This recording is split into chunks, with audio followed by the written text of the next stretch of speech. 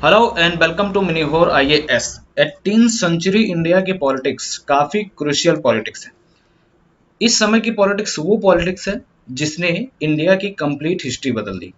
एक तरफ आप देखेंगे कि मुगल एम्पायर का डिक्लाइन हो रहा है और दूसरी तरफ आप देखेंगे कि एक तो रीजनल स्टेट का इमरजेंस हो रहा है।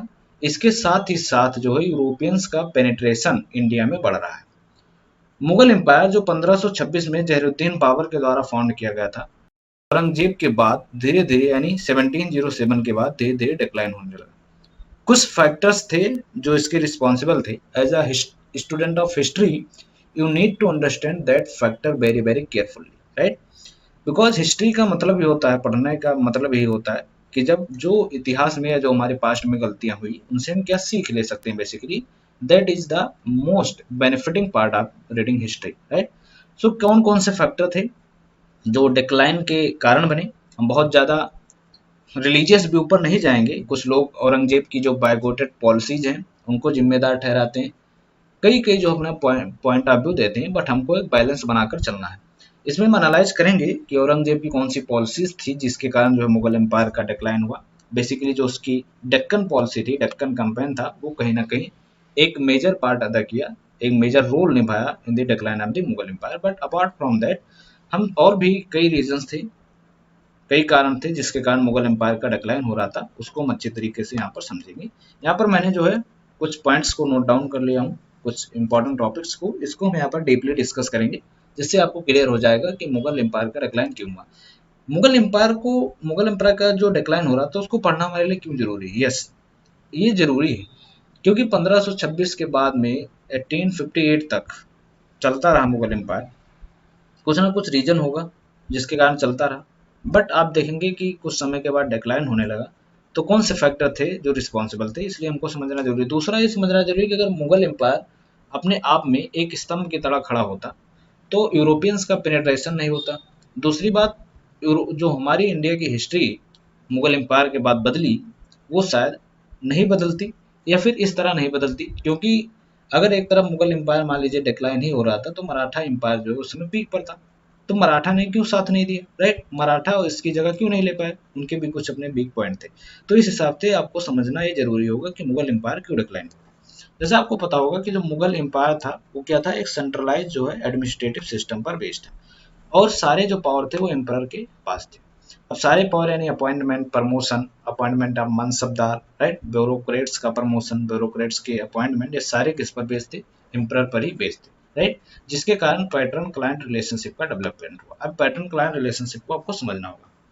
मान लीजिए एक फैमिली है, उसके 10-12 मेंबर है, डिसीजन मेकर जो है वो फैमिली में एक ही है, राइट?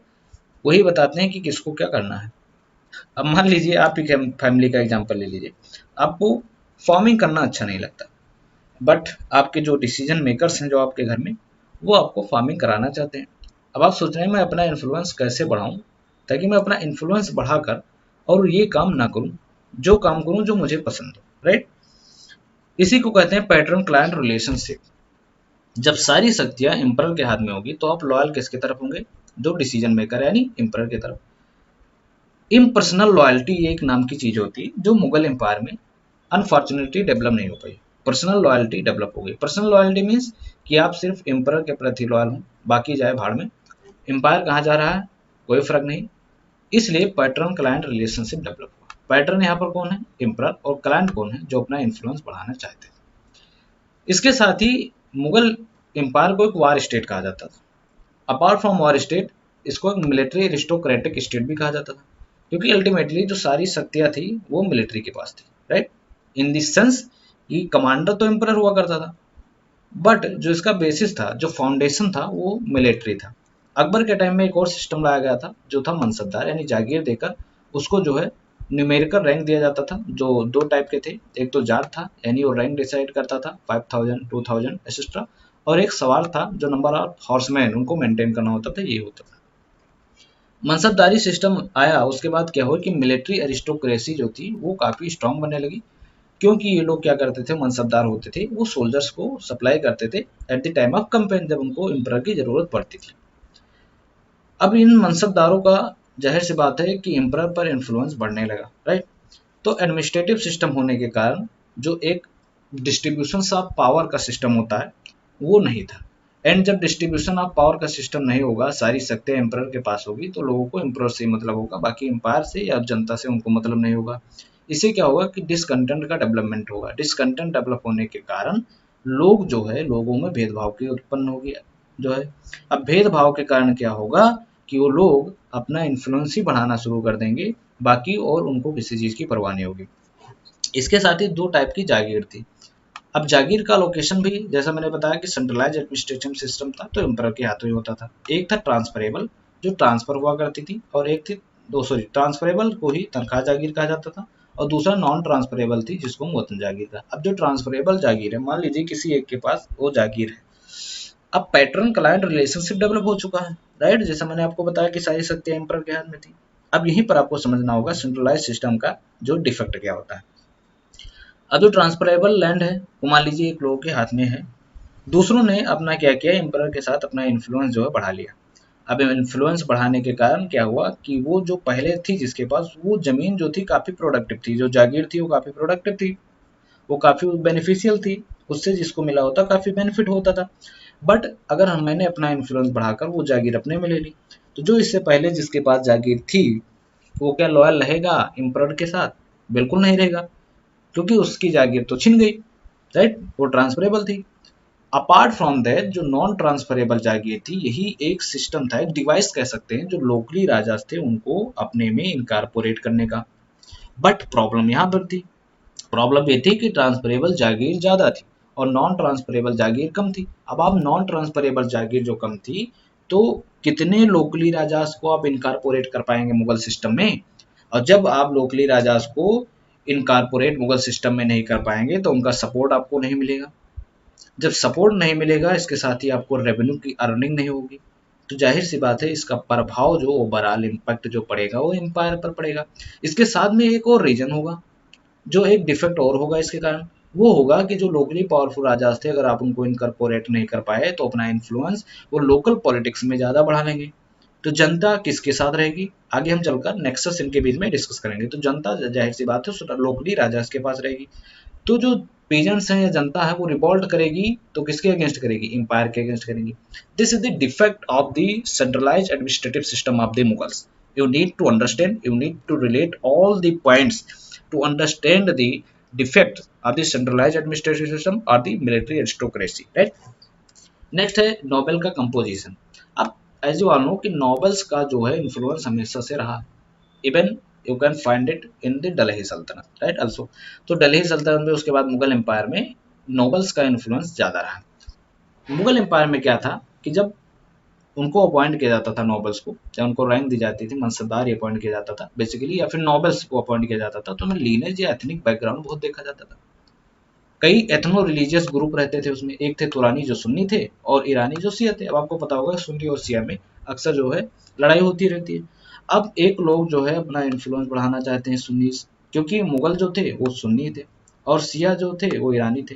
तो होता क्या था कि लोग जो है एम्परर के अगेंस्ट में जाते थे, भड़काते थे किसको? शिया वालों को। क्यों भड़काते थे? वो कहते थे कि जो एम्परर हैं वो सुन्नी को सपोर्ट कर रहे हैं, सॉरी राइट, सुन्नी को जो सपोर्ट कर रहे हैं, क्योंकि क्या हुआ अल्टीमेटली मुगल्स का एम्परर थे वो भी सुन्नी ही थे, तो सपोर्ट कर रहे हैं। तो इनमें क्या हुआ कि एक भेदभाव की भावना डेवलप होनी शुरू हो गई, कोर्ट पॉलिटिक्स यहीं से शुरू हो गई।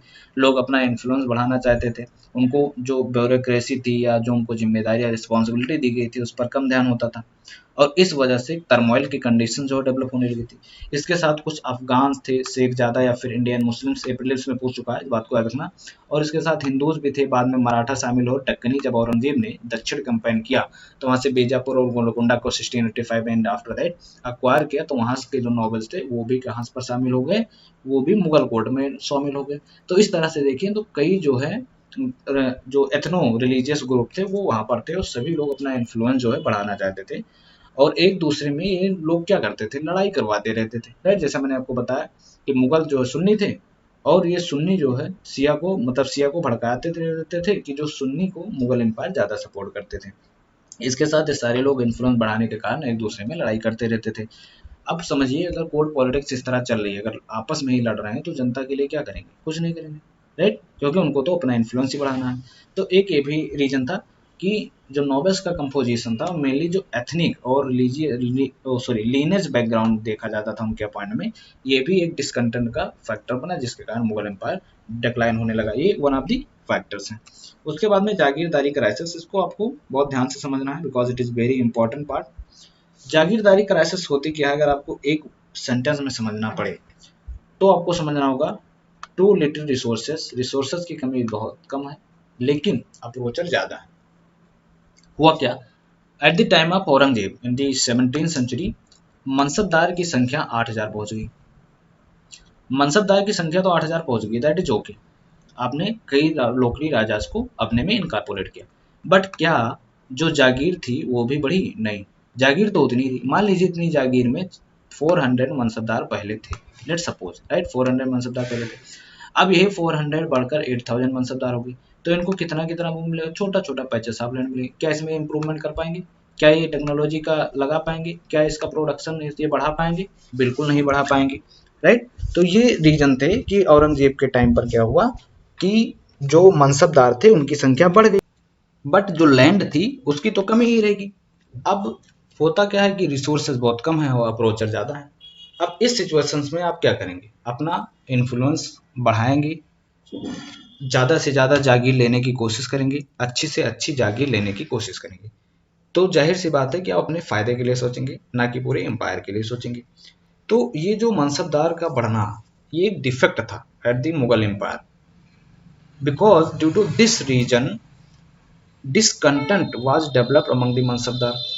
और तो लॉयल सिर्फ और सिर्फ किसके प्रति रहेंगे? एम्परर के पास, क्योंकि उनको अच्छी जागीर की जरूरत है और बड़ी जागीर की जरूरत है। Apart from that, one of the most important point that you need to consider कि लगभग में 4/5 जो लैंड रेवेन्यू इनकम था मुगल का, वो इन्हीं मनसबदारी के हाथों में था, और 1/5 ही सिर्फ क्या होता था कि जो है मुगल्स एम्परर के पास जाता था। अब इसको हम समझते थे और अच्छे तरीके से। मनसबदारी सिस्टम में होता क्या था इसको समझो। तो मनसबदारी सिस्टम में होता था एक रैंक अलॉट कर दी जाती थी, उनको उस रैंक के अकॉर्डिंग जो उतने नंबर में सोल्जर्स हॉर्समैन इकट्ठा करना होता था, उनको जागीर दे दी जाती थी, और वो वहां पर क्या करते थे, अपना रेवेन्यू कलेक्ट करते थे, और रेवेन्यू कलेक्ट करने के बाद जो भी उनका खर्चा होता था, एक्सपेंस होता था, वो करते थे, बाकी जो बचता था वो प्रॉफिट होता उनका प्रॉफिट था। तो ओवरऑल जो प्रॉफिट पाते थे, जो बचता था, वो मुगल एम्पायर यानी एम्परर के पास तो जाता नहीं था, उन्हीं के पास रह जाता था। तो 4/5 जो लैंड रेवेन्यू मुगल का था वो मनसबदारी के हाथ में था, और जो 1/5 बचा वही सिर्फ जो है जाता था, वो कोर्ट में जाता था, मुगल एम्परर के पास जाता था। अब आप सोचिए एक राजा है जो विलासितापूर्ण जीवन जी रहा है, जो उसके रिलेटिव्स हैं वो विलासितापूर्ण जीवन जी रहे हैं, इसके साथ में ही मुगल कोर्ट में पॉलिटिक्स चल रही है, वहां पर भी करप्शन है, तो इम्प्रूवमेंट के लिए उनको पैसे कहाँ मिलेंगे? इसलिए आर्मी में कोई टेक्नोलॉजी का इम्प्रूवमेंट नहीं हो पाया, एग्रीकल्चर में कोई इम्प्रूवमेंट नहीं हो पाएगा, इन्वेस्टमेंट अगर आप नहीं करेंगे तो आप प्रॉफिट भी तो नहीं पाएंगे। That is the main reason. हम जब डिस्कस करेंगे इकोनॉमिक कंडीशंस के बारे में मुगल एम्पायर का, कुछ लोग उसको डार्क एज भी कहते हैं, बट क्या था, क्या सच्चाई है, वो एक काफी लंबी वीडियो होगी, उसमें हम डिस्कस करेंगे और अच्छे से।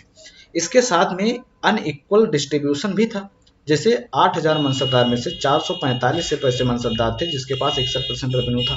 अब आप सोच सकते हैं कि जो बाकी मनसबदार बचे उनमें 39% सिर्फ रेवेन्यू था, और बाकी 445 में 61% रेवेन्यू था।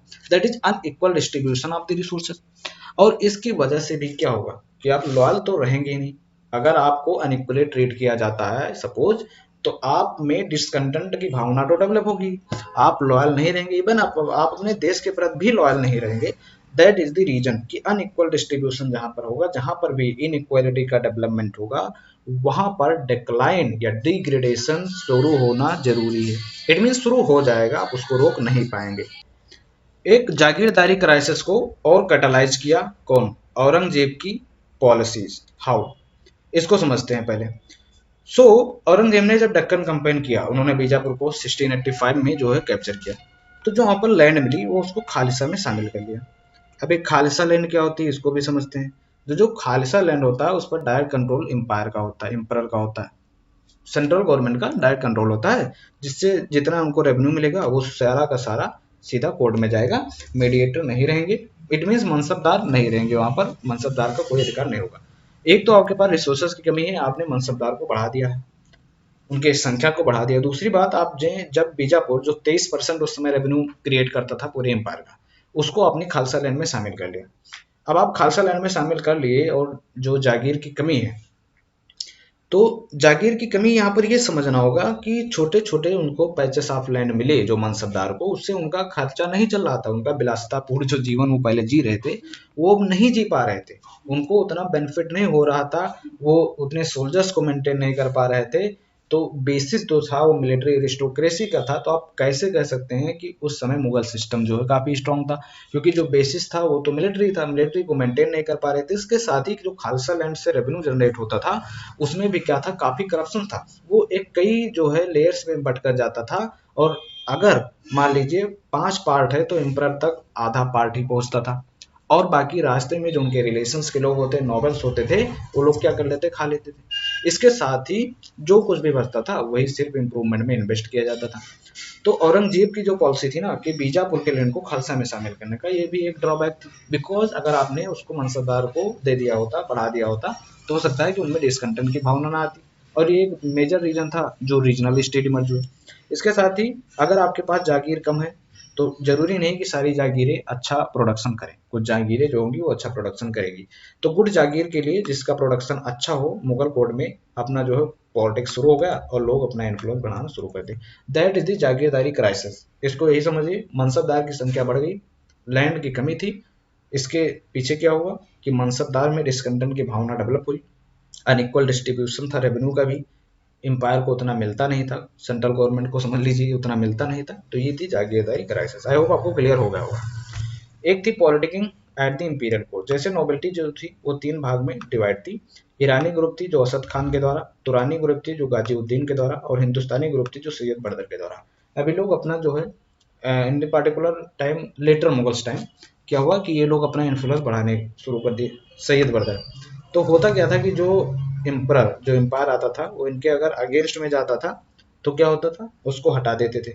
और अगर कोई अच्छा काम करना चाहे, अब अच्छा काम करने के लिए आपको क्या होगा कि नॉबल्स को आपको कंट्रोल में रखना होगा। अगर आपने नॉबल्स को कंट्रोल में नहीं रखा तो फिर आप अच्छे काम नहीं कर पाएंगे, क्योंकि वो उसमें अड़ंगा जरूर डालेंगे।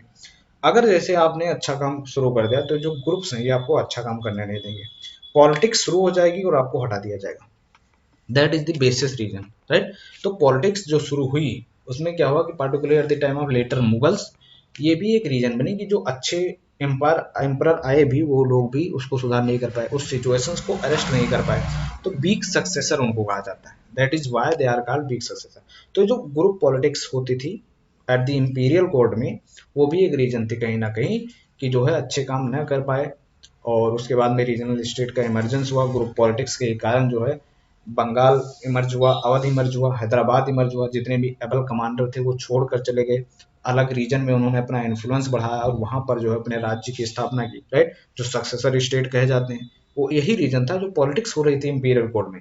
इस पॉलिटिक्स से तंग आकर वो लोग वहां पर गए, that is the also reason. उसके बाद करप्शन आर्मी में था ही, मैंने आपको बताया अगर आपके पास स्मॉल पैसे ऑफ लैंड है, जो राजा थे, लोकल राजा थे, मनसबदार, उनका खुद खर्चा नहीं पूरा हो पा रहा, तो क्या जो रैंक उनको दिया गया था इतने सोल्जर मेंटेन कर पाएंगे, नहीं कर पाएंगे। एट टाइम ऑफ अकबर और सम टाइम कह सकते हैं जहांगीर, शाहजहां, इनके टाइम पर भी क्या होता था कि चेक और बैलेंस का सिस्टम चलता था, दैट इज सुपरविजन होता था। जैसे मैंने आपको बताया होगा आई थिंक कि अलाउद्दीन के टाइम पर चेहरा और दाग सिस्टम लाया गया था। तो मुगल जब वो सॉरी औरंगजेब का टाइम था, औरंगजेब से पहले particularly not at the time of Aurangzeb, तो कोर्ट लगता था और उसके बाद में राजा के सामने जितने भी मनसबदार थे अपने सोल्जर्स या घोड़े लेकर आते थे, हाजिरी लगाया जाता था, तो चेक इन बैलेंस का सिस्टम चलता था। But after the time of Aurangzeb ये जो है इफेक्टिव सुपरविजन कोई रह नहीं गया। जो मनसबदार थे वो रिक्वायर्ड नंबर ऑफ सोल्जर्स को मेंटेन नहीं करते थे। क्वालिटी जब भी क्वांटिटी बढ़ेगी, जैसे मैंने आपको बताया कि मनसबदार बढ़े तो क्वालिटी जो है हमेशा कंप्रोमाइज होगी। इसी तरह अगर मनसबदार बढ़ रहे हैं, सुपरविजन भी नहीं हो रहा है, तो क्वांटिटी तो बढ़ रही है बट उसकी क्वालिटी कंप्रोमाइज हो रही है। और बेसिस जो था वो आर्मी ही था, जैसा मैंने आपको पहले बताया, मिलिट्री अरिस्टोक्रेटिक। उसके बाद आर्मी आपकी कमजोर होगी। इवन शिवाजी ने कई बार मुगल आर्मी को हराया, राइट। तो आप समझिए जिसका बेसिस आर्मी हो, जिसका फाउंडेशन आर्मी हो, अगर वही कमजोर पड़ जाए तो एम्पायर ध्वस्त हो जाएगा, राइट। तो करप्शन मैंने आपको पहले बताया था, खालसा लैंड से जो रेवेन्यू आता था उसमें भी करप्शन था। साथ में मनसबदार के या जागीरदारी के क्राइसिस के कारण भी करप्शन बढ़ा, और साथ में साथ पीजेंट रिवॉल्ट भी इसके कारण हुआ, क्योंकि रीजनल पावर और पीजेंट्स के बीच में नेक्सस चल रहा था। इसके साथ ही लैंड रेवेन्यू बहुत हाई था, उसके पास कोई सरप्लस बचता नहीं था, जिससे वो अपने लैंड में लगा सकें, उसका इम्प्रूवमेंट कर सकें, एग्रीकल्चर प्रोडक्शन को बढ़ा सकें। और एक रीजन ये भी बताया जाता है कि औरंगजेब की जो बाइकॉटेड रिलीजियस पॉलिसी थी, इसके कारण भी पीजन का रिवॉल्ट हुआ। बट ये कुछ हद तक सही नहीं है, because at the later times Aurangzeb become more liberalise, right. Aurangzeb liberal होगा, कई हिंदू को उसने शामिल किया था at the later time, not at the initial moment. So ये कोई रीजन नहीं बनता जिसके कारण पीजन रिवॉल्ट हो। बट हाँ, जो रेवेन्यू टैक्स था वो काफ़ी हाई था, जितना एक्सट्रैक्ट कर पाते थे एक्सट्रैक्ट करते थे जो मनसबदार होते थे या फिर जो जमींदार होते थे, और उनके पास ज़्यादा बचता नहीं था, जिसके कारण जो है फेमाइन की कंडीशन उनको झेलना पड़ता था और इसके कारण रिवॉल्ट होता रहता था। तो जैसा मैंने आपको नेक्सस इसके बारे पहले से ही डिस्कस कर दिया हूँ, राइट। तो आप उससे समझ सकते हैं। तो आई थिंक ये रीजन जो मेन मेन रीजन थे कि क्यों मुगल एम्पायर जो है डिक्लाइन हुआ। आई होप आपको क्लियर हो गया होगा। इसके साथ ही जैसा मैंने आपको पहले बताया कि फाउंडेशन आर्मी थी, आर्मी में नई टेक्नोलॉजी का इम्प्रूवमेंट कुछ ना कर पाना, इवन मराठा लोगों ने किया, बट मुगल एम्पायर में आर्मी का जो है नई टेक्नोलॉजी का इस्तेमाल ना होना, उसका इम्प्रूवमेंट ना होना, क्वांटिटी बढ़ना बस क्वालिटी जो है कंप्रोमाइज होना, उसके साथ में इजरादारी सिस्टम भी जो एक लेटर मुगल्स के द्वारा चलाया गया था, वो भी गुट जागीर के लिए उनका प्रोडक्शन बढ़ेगा, तो इसके कारण भी जो मुगल एम्पायर डिक्लाइन हुआ, राइट। और भी कई रीजन थे कि जब लोग विलासितापूर्ण इससे पहले जीवन जी रहे थे, जो नोबल लोग थे या राजा लोग थे, वो जब डिक्लाइन होने लगा एम्पायर और संख्या बढ़ने लगी, उतना वो बेनिफिट नहीं हो रहा था, तो अपना जीवन उस तरह नहीं जी रहे थे। अगर उस तरह जीवन नहीं जी रहे थे तो कर क्या रहे थे, तो बेसिकली ट्रेड करना शुरू कर दी। जो रॉयल लोग थे वो भी ट्रेड करना शुरू कर दी। उस समय किसका पेनिट्रेशन बढ़ रहा था? यूरोपियंस का। यूरोपियंस का पेनिट्रेशन बढ़ रहा था, उनके पास क्या थे सबसे ज़्यादा? शिप्स। और आपको ट्रेड करने के लिए क्या चाहिए? शिप चाहिए। तो जाहिर सी बात है आपको जो यूरोपियंस थे उनके साथ रिलेशन जो आपको मेंटेन करना पड़ेगा। जो रॉयल लोग थे जो ट्रेड में इन्वॉल्व थे, वो उनका रिलेशन जो था वो ब्रिटिशर्स के या अदर यूरोपियंस के साथ अच्छे थे। अब जो भी ब्रिटिशर्स करेंगे और चाहेंगे वो इनको करना पड़ेगा। That is also led to the decline of the Mughal empire. इसके साथ ही इकोनॉमिक क्राइसिस जो थी, जैसा मैंने आपको पहले बताया, वो भी एक रीजन था। लेकिन ये जो है काफ़ी डिबेटिव टॉपिक है ना। कुछ हिस्टोरियंस से मानते हैं कि वो डार्क एज था, कुछ हिस्टोरियंस से मानते हैं नहीं, वो एक ओवरऑल में भले ही डिक्लाइन हो रहा था, ट्रेड जो है बाई रोड से डिक्लाइन हो रहा था और जो बाई वाटर बेस से बढ़ रहा था, बट जैसे बंगाल हो गया, हैदराबाद हो गया, ये सब एबल कमांडर के द्वारा क्या हो रहा था कि इमर्ज हो रहा था, राइट। तो रीजनल में इकोनॉमिक कंडीशन इंप्रूव हो रही थी, ओवरऑल इकोनॉमिक कंडीशन अगर हम देखें तो डिक्रीज हो रही थी, राइट। तो ये भी एक डिबेटिव टॉपिक है, इस पर एक अलग से वीडियो आपके साथ शेयर की जाएगी और काफ़ी लंबी वीडियो वो बनेगी। I hope everything is now clear. अगर आपको कुछ भी डाउट है रिगार्डिंग दिस टॉपिक तो you can ask in comment section. और अगर आपने सब्सक्राइब नहीं किया है तो do this subscribe now to mini होर IAS। थैंक यू, मिलते हैं नेक्स्ट वीडियो में। All the best.